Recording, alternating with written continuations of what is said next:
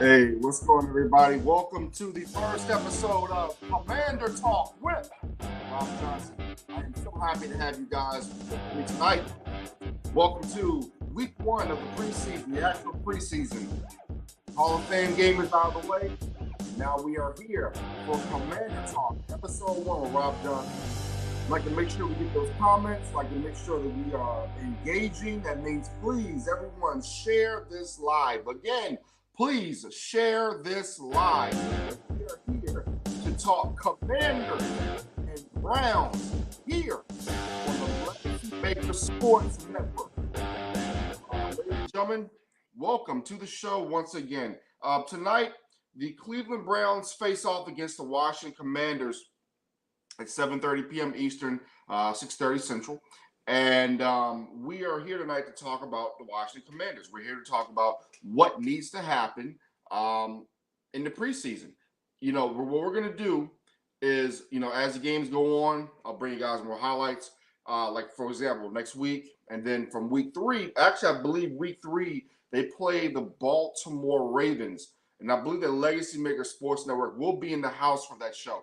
So, again, Legacy Maker Sports Network will be in the house for the Commanders against the Ravens in week three. So hopefully we can get some live feeds. Hopefully we can, well, not at the game, but hopefully we can get some, interviews, things like that.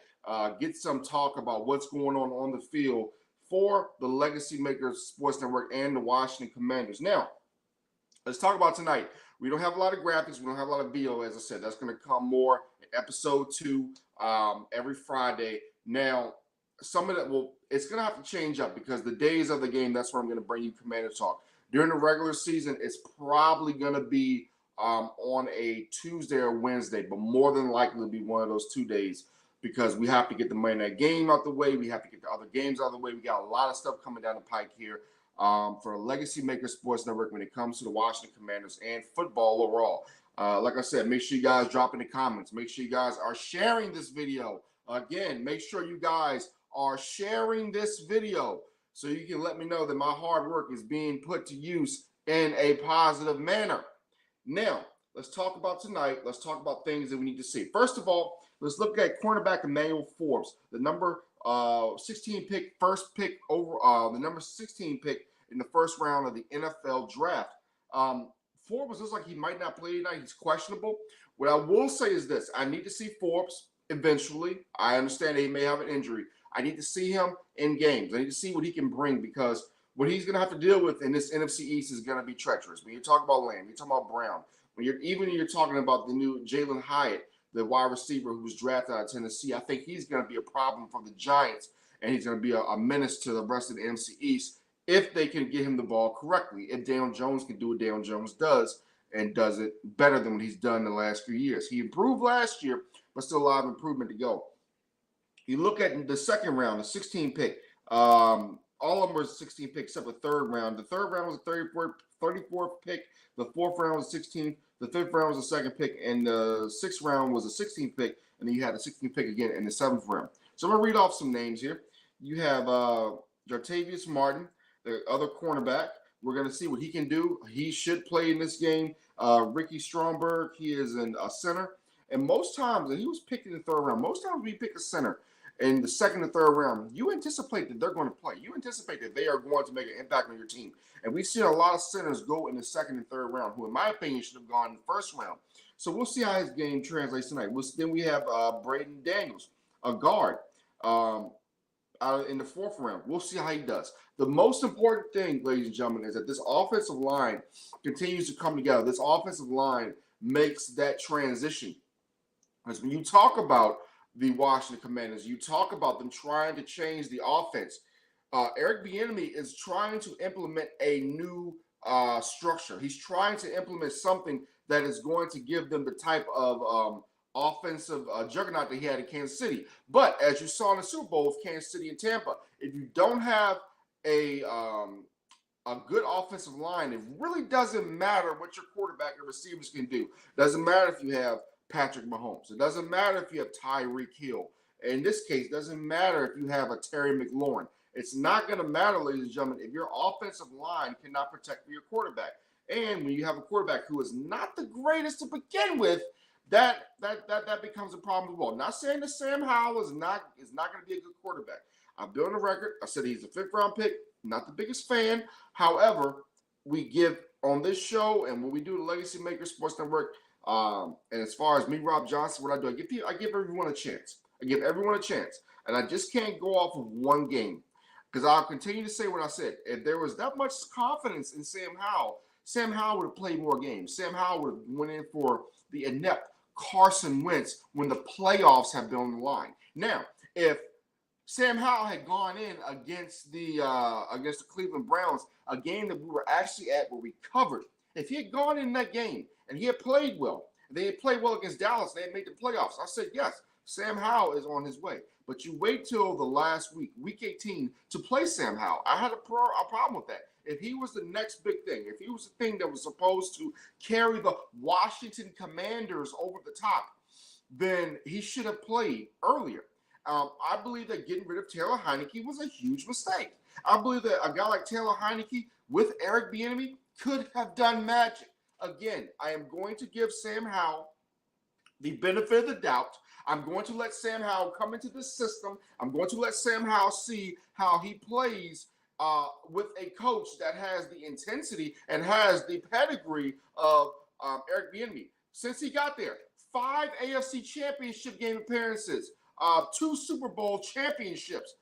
People talk about Andy Reid. However, Andy Reid has never won a championship without Eric Bieniemy. So now the race is on, ladies and gentlemen. Who can win a championship without the other? Will it be Eric Bieniemy? Will it be Andy Reid? We will find out who is the real creme de la creme when it comes to that Chiefs kingdom, when it comes to that Chiefs ability to win a championship.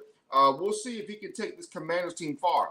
I've said it all year. If he can make this team at least top 10 to top 15, there's a great chance in my eyes, ladies and gentlemen, that he will get a head coaching position. It may even be on his own team as we speak, because as we saw this week, Eric Bieniemy had some controversy, but I don't call it controversy, ladies and gentlemen. I don't call it controversy at all. What I call it is a coach that comes in who wants to win football games. This man right here, who played at the University of Colorado, this man right here, who won a national championship at the University of Colorado when Colorado had been just a laughing stock of college football forever.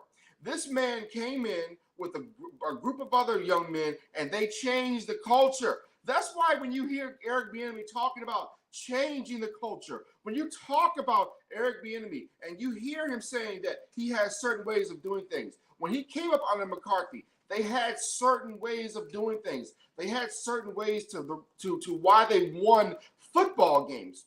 And why not trust a man who came to a system at Colorado where they were the laughingstocks? They were always getting stomped on. They were always getting beat by Texas, by Oklahoma, Oklahoma State, etc., etc. At least the list goes on. Then all of a sudden he comes in and everything changes. The intensity changes. This is the same man who fumbled multiple times, I believe, in a national championship game, but kept going on. He kept mulling on. And you have former players who are critical of Eric Bieniemy because they didn't get the carries they thought they deserved, because they didn't get what they felt they deserved in certain big games. Well, if Eric Bieniemy doesn't think that you have what it takes to get the job done, then, ladies and gentlemen, he's not going to play you. He's not going to baby you or coddle you. That is not what Eric Bieniemy, ladies and gentlemen, is all about. So what you have to do in this situation, if you're the players, and I get it, it's a new age. People react different. We have issues today with depression. We have issues with mental illness. I get all that, and I know that people deal with things differently. But, ladies and gentlemen, there's something old school that everybody has to realize. And I know this is harsh, but, ladies and gentlemen, this is football. People were dealing with things from the 40s, the 50s, the 60s, the 70s, the 80s, the 90s, etc. People have always been dealing with things. And I understand that this world right now, there's a lot going on, there's a lot of pressure, etc. But it's football at the end of the day. And the thing is, with football, you have to be mentally tough because, ladies and gentlemen, you are one play away. You're one play away from being paralyzed. You're one play away from losing your career. You're one play away from losing your life. So you have to keep your head on the swivel. So if you don't have the mental fortitude to play the game of football, then, ladies and gentlemen, you have to get out of the game of football. And I'm not trying to be, again, not trying to be rude, not trying to be mean to anybody, but this man, again, here, Eric Bieniemy, he is mentally tough. I'm sure he goes through his mental issues. I'm sure he goes through certain things in his personal life. But guess what? When he shows up on the practice field, when he shows up in the meeting room, when he shows up on game day, ladies and gentlemen, he is intense because he wants you to make sure that when you get on that field, you don't hurt yourself or you don't hurt anybody else. And more importantly, he wants to make sure that you are winning football games. That is the most important thing. If you are a Washington Commanders player, Daniel Snyder is gone. It's a new era. You claim it's a new era. Well, ladies and gentlemen, if it's a new era, then show us it's a new era and show us the results. It starts tonight. Every preseason game that the Washington Commanders play is critical. Every preseason game that we see the Washington Commanders, every snap, everything is critical. I'll say this, ladies and gentlemen. Like I said, tonight they play the Cleveland Browns, and then they play a few other games. I know that, for example, they will playing the Baltimore Ravens again on Monday, August 21st. Legacy Maker Sports Network will be there. We'll be there to be covering that game. Tonight is an important game for the Commanders. They play at the Browns. They play the Ravens on the 21st, and then they play the Bengals at home on the 26th. Listen, you have a Browns team. You're basically playing the AFC North. And let me tell you something about the AFC North. I have made my prediction, and I've said it, that a team that will play in the Super Bowl will come out of the NFC North. Either being the Browns, the Ravens, or the Bengals. And in these games, you're going to face some hard-nosed teams, some hard-nosed coaches. They're going to be tested. All three of these teams, the Bengals defense isn't what it was. However, they still have some players on their side. But the Ravens, the Browns, they have tough defenses. And you will be able to test your quarterback in Sam Howell. And this is where it all comes from, ladies and gentlemen, about the mental toughness, the mental, the mental you have to be a starting quarterback in the National Football League. Do I believe in Sam Howell? 50-50. Do I think that Sam Howell is going to come out this year and stink it up? No, I don't. But I also think that he is one or two plays away from the fans booing him and them going after Jacoby Brissett and wanting him in the game. Now, speaking of Jacoby Brissett, and I'll have an image for him tonight, but that's okay because I need to see what he does in tonight's game, and then I'll have an image of him. Jacoby Brissett, tonight's critical for him as well. It's critical for him because he needs to show the coaches what he's got. Jacoby Brissett needs to show the coaches that he can come out against his former team. He can play well. I believe Deshaun Watson's playing tonight as well. So this has a big game feel. This has a feel of a game where you need to bring it all. You need to bring everything you got. You need to bring your big guns because both these teams played each other last year, Week 17. They were both, Washington was eliminated at the playoffs at that time, and then the Browns were already eliminated because they had Jacoby Brissett at quarterback. This is when they had Deshaun Watson when he came back from his suspension. I will say this again. It's all about being mentally tough. It's all about taking these games seriously because Washington is one of those teams who I'll tell you guys early. They have the most pressure on them going in Week 1. You're at home. You got expectations. You're playing the Arizona Cardinals, who, for a lot of people and a lot of people's mind, is playing for the number 1 overall pick. So what are you going to do Week 1 when you're playing against the Arizona Cardinals with no Kyler Murray? When you're going to be favored by what? 8, 9, 10 points at the least? I mean, come on. You're playing the Arizona Cardinals. If they show out, and here's the other thing. If they show out here in the preseason, people are going to have expectations for them. If Sam Howell comes out tonight, and like I said, Sam Howell should play all the preseason games. There's no doubt about that. If Sam Howell comes out here and he's out here dominating, if Sam Howell is out here and he's doing great things on the football field, the expectations will level up. And that means the pressure is going to level up even more.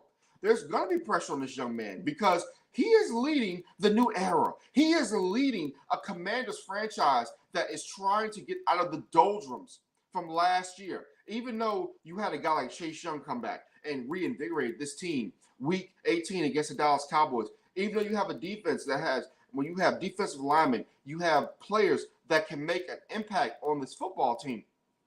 I'll tell you this, folks.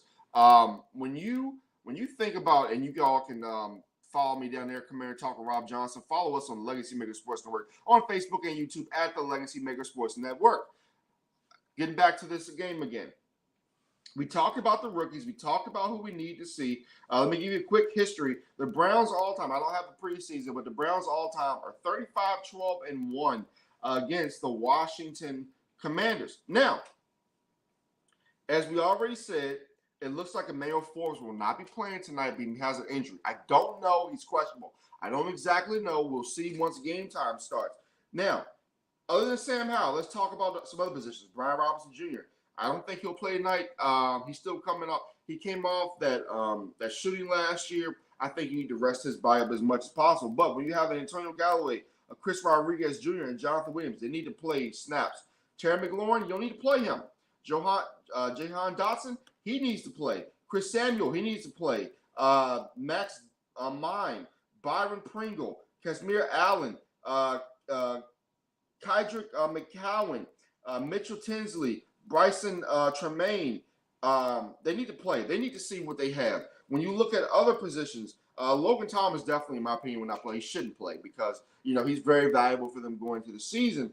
Coming off the injury last year, et cetera, et cetera. But a guy like John Bates, Cole Turner, these Curtis Hodges, these tight ends, I want to see them. Alex Armand, the fullback, I want to see. See, one thing about the Kansas City Chiefs is they implemented fullback play.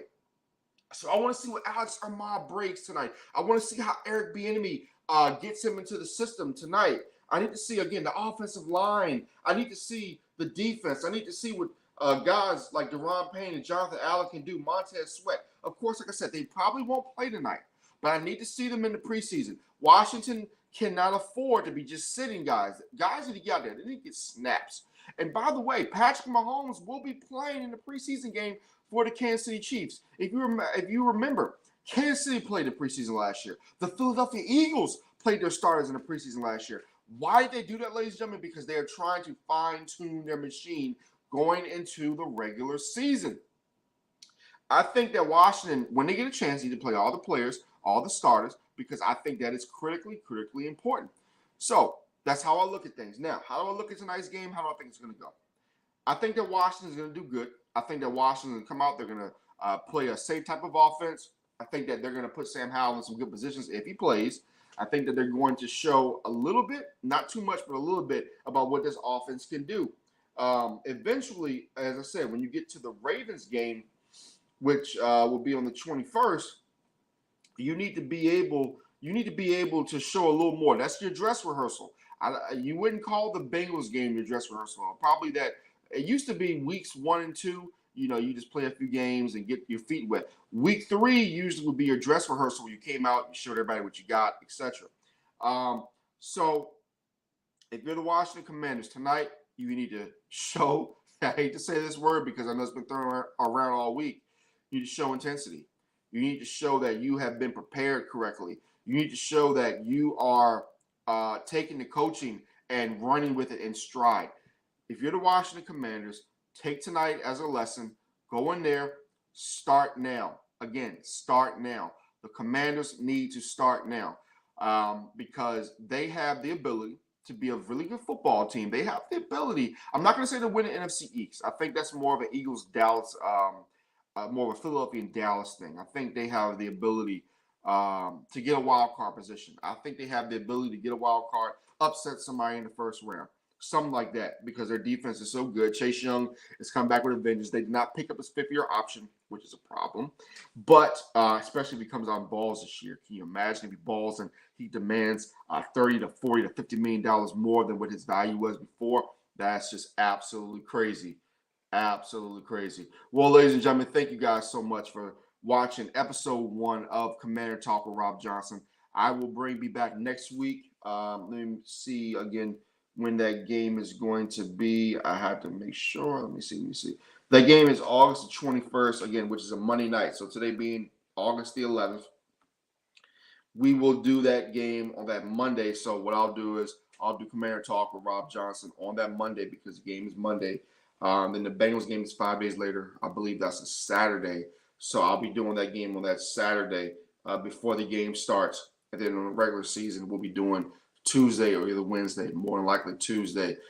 Make sure you guys also check out Robb Johnson, the Robb Johnson Sports Show. I'll be back with that on Monday night and Tuesday night, where I'll be recapping all of the preseason games. I'll even recap a little bit of the Commanders, but more of the Commanders recap will come on next Monday's show. So thank you again. Thank you guys for watching. I really do appreciate you guys tuning in. Thank you guys who came in and were viewing. I don't have any comments. Hopefully we have some likes, but we will see you guys next Monday night. Not directly this Monday, but the Monday after for Commanders and Ravens as we recap Commanders against Browns. You guys have a good night, and I really appreciate you tuning in to episode 1 of Commander Talk with Robb Johnson.